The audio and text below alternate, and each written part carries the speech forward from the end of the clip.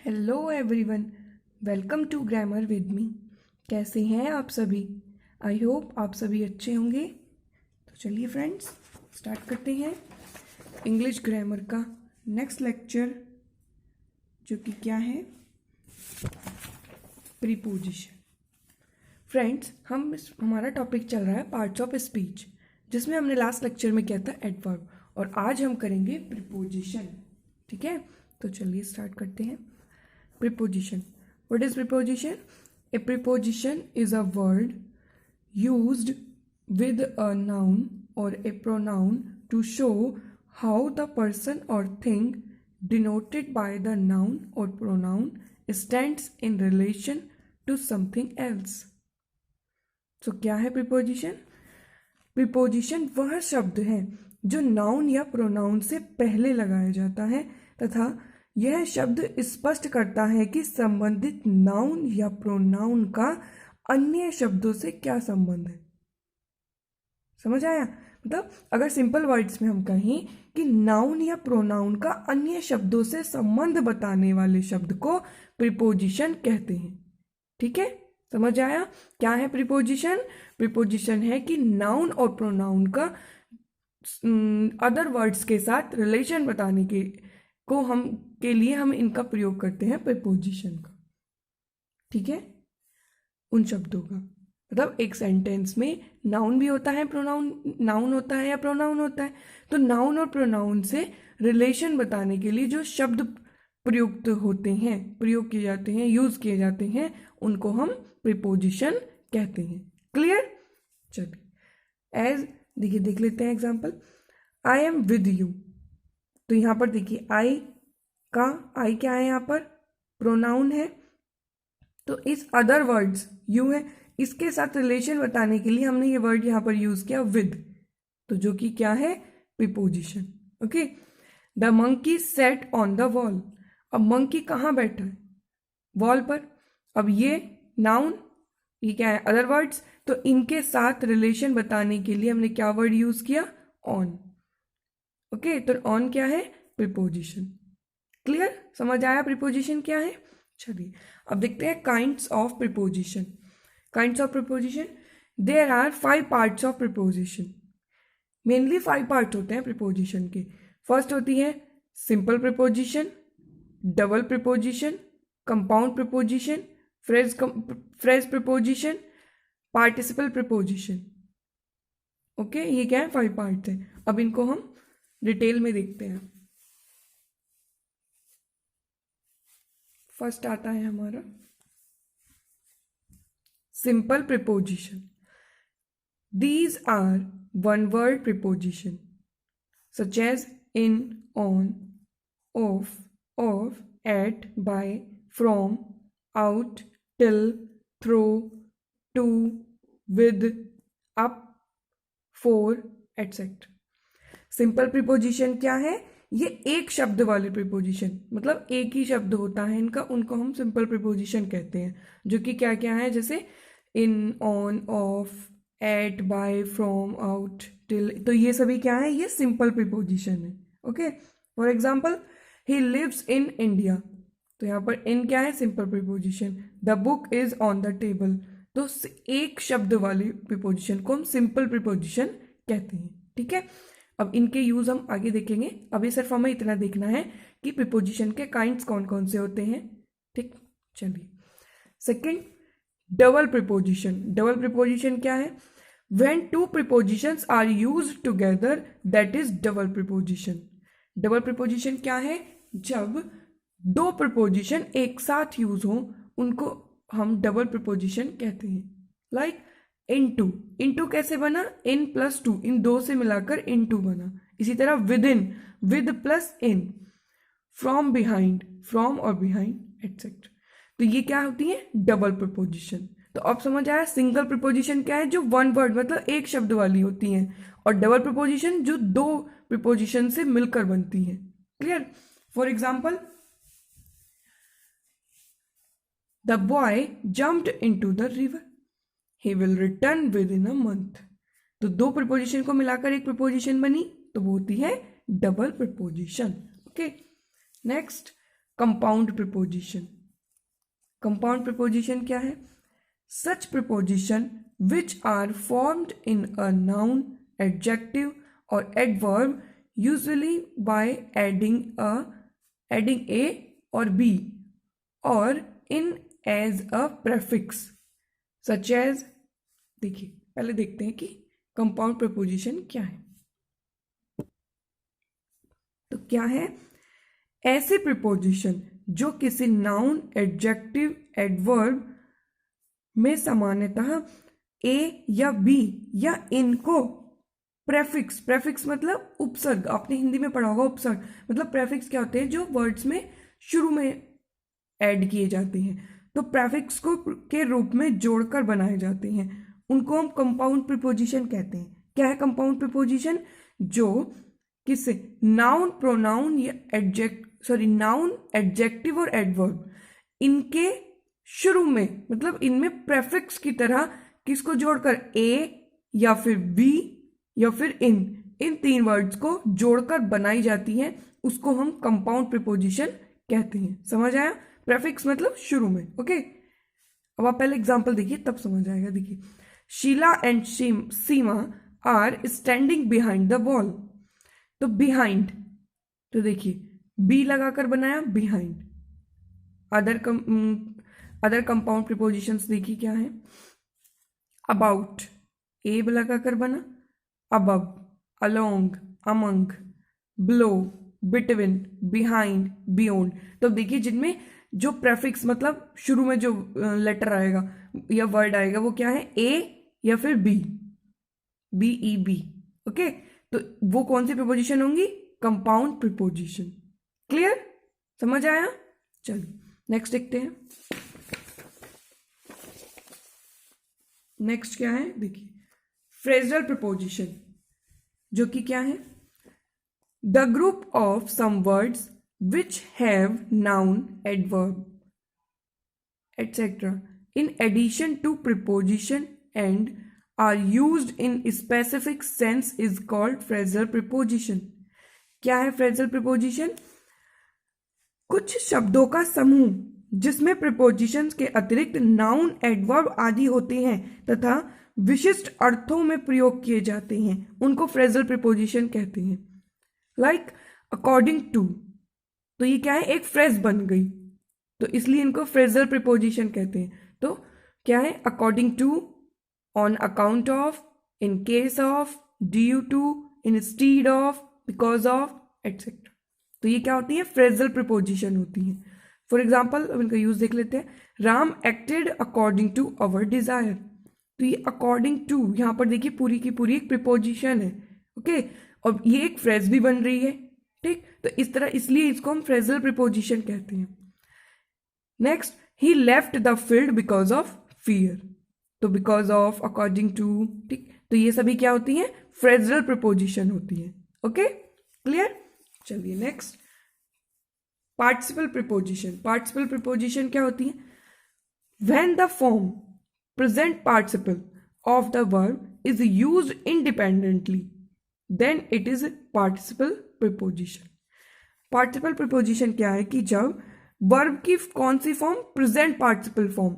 Verb की present participle form independently use हो, स्वतंत्र रूप से यूज हो, तब हम उसको क्या कहते हैं? पार्टिसिपल प्रिपोजिशन कहते हैं। Like during the storm none is safe.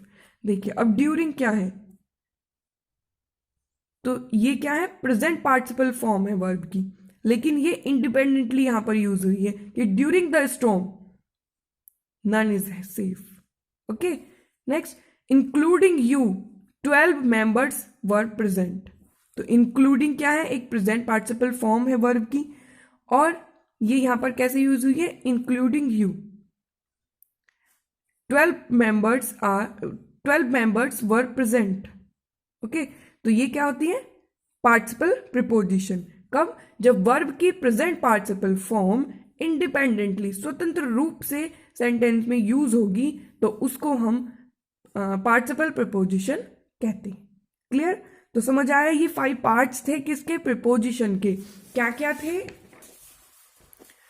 Simple preposition, जो वन वर्ड प्रिपोजिशन होती है, डबल प्रिपोजिशन जो दो प्रिपोजिशंस को जोड़कर बनती है, कंपाउंड प्रिपोजिशन क्या थी, कंपाउंड प्रिपोजिशन होती है जो नाउन, एडजेक्टिव और एडवर्ब में प्रीफिक्स ए, बी और इन को जोड़कर बनाई जाती हैं। और फ्रेज प्रिपोजिशन, वो भी आपने देखा कि एक फ्रेज बन जाती है जिसमें फ्रेजेबल। और पार्टिसिपल प्रिपोजिशन जो प्रेजेंट पार्टिसिपल वर्ब की present participle form independently use हो सेंटेंस में, तब वो पार्टिसिपल प्रिपोजिशन बन जाती है। क्लियर? तो 5 के 5 पार्ट समझ में आए? ओके, चलिए अब हम देखते हैं करेक्ट यूज ऑफ प्रिपोजिशन। अब जो हमने प्रिपोजिशंस पढ़ी थी उनके करेक्ट यूज देख लेते हैं, जो मेन प्रिपोजिशंस हैं उनकी। ओके, चलिए सबसे पहले आता है इन एंड एट। दोनों का मीनिंग में होता है, लेकिन इनका यूज हम कहाँ कहाँ पर करेंगे वो देख लेते हैं। First, in is used for bordering places, big cities and countries, while at is used for small towns and villages. देखिए इनका यूज हम कब करते हैं? इनका यूज हम बड़े शहरों और देश के लिए किया जाता है, और एट का यूज छोटे शहरों और गांव के लिए किया जाता है। Like the president lives in Delhi in India. अब इंडिया क्या है? देश है। दिल्ली क्या है? एक बड़ा शहर है। तो इनसे पहले हमने क्या लगाया? इन। और अगर हम कहें ही लिव्ड एट आनंद विहार इन दिल्ली, अब दिल्ली में एक है आनंद विहार, तो छोटी जगह है, ठीक है, तो उसके लिए हमने क्या यूज किया? एट। और यहाँ पर दिल्ली के लिए इन। अब देखिए जहां पर आप रहते हैं, सपोज करो आप किसी गांव में रहते हैं, तो आप कहेंगे ही लिव्ड एट, अपने विलेज का नाम कहेंगे, और इन फिर वहां पर आप अपने डिस्ट्रिक्ट का नाम कहेंगे। और अगर यहाँ पर आप डिस्ट्रिक्ट यूज कर रहे हैं तो यहाँ पर आप क्या यूज करेंगे? स्टेट। ओके, और अगर आप यहाँ पर स्टेट यूज कर रहे हैं तो यहाँ पर यूज करेंगे कंट्री। मतलब समझ आया? छोटे शहर या गांव के लिए हम एट का प्रयोग करते हैं, और बड़े शहरों के लिए या देशों के लिए हम इन का प्रयोग करते हैं। क्लियर? एट और इन का यहाँ पर डिफरेंस समझ में आ गया कि कहाँ पर हमें एट यूज करना है, कहाँ पर इन यूज करना है। आप जहां पर भी आप रहते हैं वो सेंटेंस आप बनाकर देखना बिल्कुल ऐसे ही, ठीक है। Next, at is used for a certain time. निश्चित समय के लिए एट का प्रयोग करते हैं, जैसे I shell come here at 4 o'clock। तो जो हम निश्चित सर्टेन टाइम कैसे होता है? डेफिनेट टाइम कब होता है? जब हम यहाँ पर नंबर्स में बताएं कि किस टाइम, 4 o'clock, 5 o'clock, 2 o'clock, मतलब किस टाइम, तब हम यहाँ पर एट का प्रयोग करेंगे, ठीक है। और at is also used to refer to a particular point of a place, like look at the picture. मतलब अगर हम कुछ भी इंडिकेट कर रहे हैं या कह रहे हैं तो उस स्थान को हम देखकर ये कहें कि हम उसकी ओर इशारा करते हुए उस विशेष बिंदु के लिए कह रहे हैं, पर्टिकुलर पॉइंट्स के लिए को इंडिकेट करते हुए कह रहे हो, तो तब हम एट का प्रयोग करेंगे। लुक एट द पिक्चर, तो उस स्थान की ओर इशारा करते हुए और उस विशेष पॉइंट, मतलब उस पिक्चर को कह रहे हैं। ये नहीं कह रहे कि बस हम उधर देखो, हम उस पिक्चर की ओर देखने के लिए कह रहे हैं, तो इसलिए वहां पर हम क्या यूज करेंगे? At. Clear? Next, in is use to mark the end of a part of time. इनका यूज कब करते हैं? इनका यूज समय के किसी भाग की समाप्ति के लिए, मतलब जब समय एंड हो रहा हो, समय का कोई भाग एंड हो रहा हो, तब हम इनका प्रयोग करते हैं। जैसे I shall finish this work in a day, एक दिन में मैं इस वर्क को समाप्त कर लूंगी। क्लियर? तो हम किसी काम की समय की समाप्ति के लिए किसका यूज करते हैं? इनका। ठीक, आगे, in is also used before the name of the year. Okay, ये स्पेलिंग मिस्टेक हो गई, सॉरी। क्या है? In is also used before the name of the year and months in case of rest. कब? स्थिरता और विश्राम की दशा में सन या वर्ष या फिर महीने के नाम से पहले भी हम इनका प्रयोग करते हैं। We came to America in 1987। Clear? Next आता है in and after. In is used to indicate the duration of the future tense while after is known after how much time the work will be completed. देखिए इन और after का use हम कैसे करते हैं. In is use to indicate the duration of the future tense. Future tense के दौरान हम इसको यूज करते हैं, किसको, इन को. जबकि आफ्टर का यूज कब करते हैं कि हाउ मच टाइम, कितने समय बाद कोई काम हम करेंगे, कंप्लीट करेंगे, कितने समय बाद किसी काम को हम कंप्लीट करेंगे, तब हम आफ्टर का यूज करते हैं. और फ्यूचर टेंस के दौरान हम इन का प्रयोग करते हैं. देखिए कैसे, like he went away after the sunset और he will do this work in a week. तो अब देखिए इनका यूज कैसे हुआ, फ्यूचर टेंस में. फ्यूचर टेंस है ना, विल शैल यहां पर आया वर्ब की फर्स्ट फॉर्म. और ही वेंट अवे, अब यहां पर क्या है, यहां पर कि कितना टाइम लगेगा, कितना टाइम बाद. आफ्टर हाउ मच टाइम, ये याद रखना यहां पर, आफ्टर हाउ मच टाइम, कितने समय बाद कोई काम हम कंप्लीट करेंगे. तो ही वेंट अवे, वह कब गया, आफ्टर द सनसेट. ओके, तो इस तरह इन और आफ्टर का यूज हम करेंगे. क्लियर. नेक्स्ट आता है in and within. In and within. In is used for to the end of a period of time and within for within the period. देखिए क्या है इन और with in, कि इन समय की अवधि के अंत के लिए क्या है, used for to the end of a period of time, किसी समय की अवधि के अंत के लिए हम इनका यूज करते हैं. और विद इन अवधि के भीतर, मतलब उस टाइम के अंदर. देखिए कैसे, आई shall return in a month. तो क्या कहा यहां पर, समय के एंड के लिए इन. तो I shall return in a month, एक मंथ में लौट आएगा. She will go there within an hour, मतलब एक घंटे के अंदर अंदर. जब हम कहें एक घंटे के अंदर अंदर वह लौट आएगी, तो उसको क्या कहेंगे, कि उसके लिए क्या यूज होगा, विद इन. और जब हम कहेंगे एक महीने में, मतलब एक महीने में वापस आ जाऊंगी मैं, इसका मतलब है कि एक महीने के एंड तक आ सकते हैं कैसे भी. और जब हम कह दें विद इन, तो हम उस एक घंटे के अंदर अंदर. ठीक, समझ आया इन और विद इन का यूज. चलिए next, behind and after. Behind is used to indicate location, while after is used to indicate time. Behind का यूज कब करते हैं, बिहाइंड का प्रयोग स्थान, मतलब किसी भी लोकेशन यानी किसी स्थान को इंडिकेट करने के लिए करते हैं. और आफ्टर का यूज कब, समय को इंडिकेट करने के लिए. जैसे there is a tree behind my shop, वहां पर एक ट्री है मेरी शॉप के पीछे. तो इस तरीके से there is a tree behind my shop, we shall come after an hour. तो समय को इंडिकेट करने के लिए आफ्टर, और किसको, लोकेशन, स्थान के लिए आता है behind. Clear. Next, by, with and for. By denotes doer and by, whereas, sorry यहां पर देखिए, by denotes doer and by, whereas from denotes separation and with denotes means of action. देखिए क्या है यहां पर, कि bye को कब यूज करते हैं, बाय का प्रयोग निश्चित समय. ओके, बाय का प्रयोग कार्य करने वाला और द्वारा. यहां पर क्या है कि by denotes doer and by का प्रयोग हम कार्य करने वाला या द्वारा के भाव का हमें पता चलता है जब हम बाय का यूज करते हैं, कि कोई काम किसने किया है और या किसके द्वारा हुआ है, तब हम बाय का यूज करेंगे. और फ्रॉम के लिए क्या है, जबकि ये सेपरेशन, मतलब किसी चीज को अलग करने का भाव, पृथक करने का भाव यहां पर प्रकट होता है. और with denotes means of action. With का डिनोट्स कब होता है, कार्य करने के साधन का पता चलता है इससे हमें. With denotes means of action. अब आप एग्जांपल देखिए, लाइक सिट बाय मी, मेरे पास बैठो. तो बाय हो गया. The guava fell from the tree, कहां से गिरा, पेड़ से गिरा. तो ये अलग होने का भाव हुआ ना, पेड़ से गिरा, वो अलग हो गया उससे, तो सेपरेशन आ गया, तो इसलिए यहां पर फ्रॉम आएगा.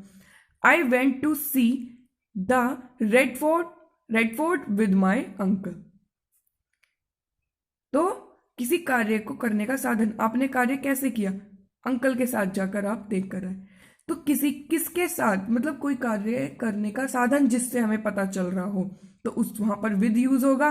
फ्रॉम सेपरेशन का भाव हो, और सिट बाय मी तो कार्य करने वाले का और या किसके द्वारा हुआ है वो हमें पता चले जहां पर। तो इसलिए बाय, विद और फ्रॉम के ये यूज हो जाते हैं कहां पर होंगे। क्लियर। नेक्स्ट आता है beside and besides. Beside is used for near. Beside का यूज किस लिए होता है? नियर मतलब पास, निकट के लिए। And besides is used for additional. और जो बिसाइड्स है उसका यूज होता है अतिरिक्त के लिए। जैसे for example, she sat beside her mother, तो मदर के पास बैठी, उसके निकट। Besides being fined he was beaten too, मतलब फाइन लगाने के साथ साथ उसने उसको पीटा भी था। तो इस तरीके से बिसाइड्स के फाइन लगाने के अतिरिक्त उसने उसको पीटा था। तो इस तरह यहाँ पर बिसाइड्स का प्रयोग होता है अतिरिक्त के लिए, और बिसाइड का प्रयोग होता है, ये ई है यहाँ पर, ठीक है, बाय मिस्टेक ऐसा आ गया था। तो बिसाइड का प्रयोग होता है किसके लिए? निकट के लिए। क्लियर। नेक्स्ट आता है by and till. By and till, by is used for definite time. By का यूज करते हैं हम निश्चित समय के लिए, and till is used for indefinite time, और टिल का यूज होता है अनिश्चित समय के लिए। Clear. Like she will come by 10 AM, I shall wait till you return. ठीक, तो देखिए जब हमें निश्चित समय, निश्चित क्या होता है? डेफिनेट हमें पता किस टाइम, तो 10 आ गया यहाँ पर 10 AM, और इनडेफिनेट टिल यू रिटर्न मतलब उसके आने तक वो उसका वेट करेगी, मतलब पता नहीं कब तक आएगी, अनिश्चित समय है तो उसके लिए टिल का प्रयोग करेंगे। Clear. Next since and for. Since is used to indicate point of time and for is used to indicate period of time. समय के लिए, जो समय को सूचित करने के लिए किसका प्रयोग करते हैं? since का प्रयोग करते हैं, ठीक, पॉइंट ऑफ टाइम। और for का प्रयोग हम कब करते हैं? उस समय अवधि को प्रकट करने के लिए, मतलब वो अवधि, वो उस समय के लिए। देखिए पहले आप एग्जाम्पल देखिए तब आपको समझ आएगा। I have not met my mother since last month. They have been playing for 3 hours. तो देखिए since last month ये क्या है? समय है, समय ये भी है, समय ये भी है, लेकिन क्या डिफरेंस है?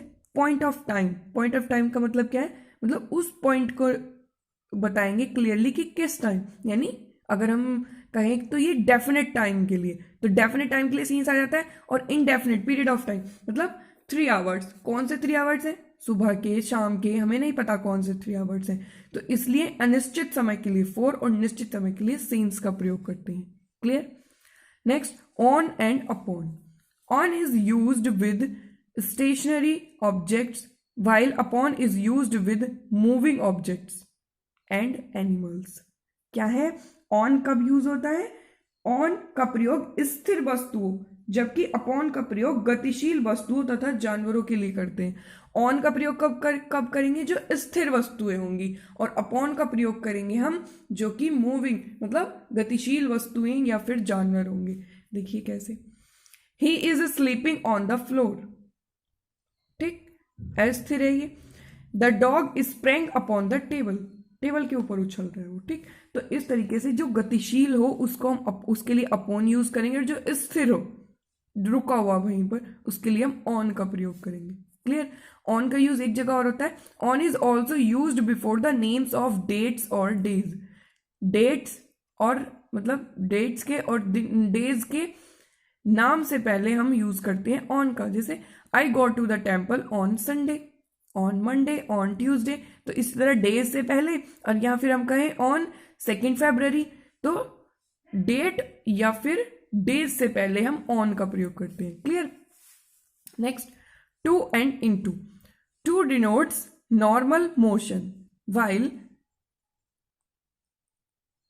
the use of into shows the expressions of bouncing, jumping, crawling, fast, sudden। देखिए टू का use, the use of to denotes normal motion. Normal motion के लिए टू का यूज किया जाता है। कब? सामान्य गति नॉर्मल मोशन के लिए, और इनटू का प्रयोग कब, मतलब उछल कर, कूद कर, रेंग कर, तेजी से, अचानक से, इन भाव को प्रकट करने के लिए इनटू का प्रयोग करते हैं। देखिए, she went to market, she went to market normal motion, the lion fell into the well, वो वेल कुएं में गिरा। तो एक नॉर्मल मोशन के लिए टू, और कब, जब बाउंसिंग हो, जंपिंग हो, क्रॉलिंग हो, फास्ट हो, सडन हो, मतलब इन एक्सप्रेशंस को दिखाने के लिए हम किसका यूज करते हैं, इनटू का प्रयोग करते हैं। क्लियर, एग्जाम्पल भी आपने देखा।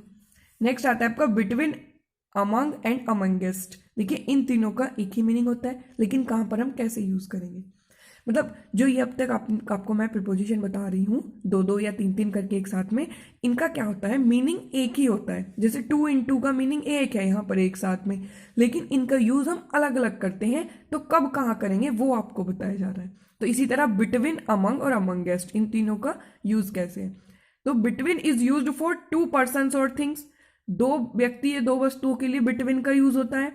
And among is used for more than to persons और थिंग्स, अमंग का यूज कब होगा, दो या दो से अधिक पर्सन्स और थिंग्स के लिए, वाइल जबकि amongst is used for many persons और थिंग्स, बहुत सारे, बहुत अधिक व्यक्ति और वस्तुओं के लिए अमंगेस्ट का प्रयोग करते हैं। कैसे, the mango was divided between two sisters, दो सिस्टर्स हैं, दो के लिए बिटवीन आ गया। The milk was distributed among the 10 students, तो दो से अधिक हो गई। These 20 mangoes will be divided amongst 10 girls. तो क्या हुआ यहां पर, दो से अधिक के लिए, मतलब बहुत सारों के लिए, दो से अधिक के लिए तो अमंग आएगा, लेकिन बहुत सारों के लिए, निश्चित के लिए हम वहां पर अमंगेस्ट का प्रयोग करेंगे। क्लियर, तो बिटवीन दो के लिए, अमंग दो से अधिक के लिए, और अमंगेस्ट बहुत सारों के लिए। Next, from. From can be used in any tense for a certain point of time and separation. एक निश्चित समय और separations के लिए हम from का use करते हैं। He differs from his father in his nature. The thief escaped from the police custody. तो separation अलग होने के भाव के लिए from का use होता है। तो ये क्या थे, आपने कुछ करेक्ट यूजेस देखे प्रीपोजिशंस के, कहाँ पर कौन सी यूज करनी है, समझ आया आपको अच्छे से। ठीक है, तो आई होप आपको अच्छे से समझ आया होगा प्रीपोजिशंस का यूज कहां पर कैसे करना है, हमें क्या प्रीपोजिशन होती है, क्या उसके काइंड्स होते हैं। ओके, तो चलिए अच्छे से रिवाइज करना, इसको जितना भी कराया गया है बार बार रिवाइज करना, और जो भी प्रीपोजिशंस आपको बताई हैं उनको अपने सेंटेंस में यूज करना, बार बार यूज करके देखना, जिससे आपको याद हो जाएंगे, अच्छे से आप उनका यूज समझ जाएंगे। क्लियर, तो चलिए मिलते हैं नेक्स्ट लेक्चर में। और हाँ, आपको मैं बता दूं, हम यहाँ पर आपकी वन डे, मतलब एक दिन इंग्लिश की क्लास आती है और एक दिन हिंदी की क्लास आती है, दोनों में ही ग्रामर चल रही है, इंग्लिश ग्रामर चल रही है आपकी, उधर आपकी हिंदी ग्रामर चल रही है। तो दोनों क्लासेस को आप अच्छे से ध्यान से अटेंड करते रहिए, और प्लीज़ इसको शेयर करते रहिए, ठीक है। और अगर आप चैनल पर नए हैं तो चैनल को सब्सक्राइब करना ना भूलें। Okay, thank you.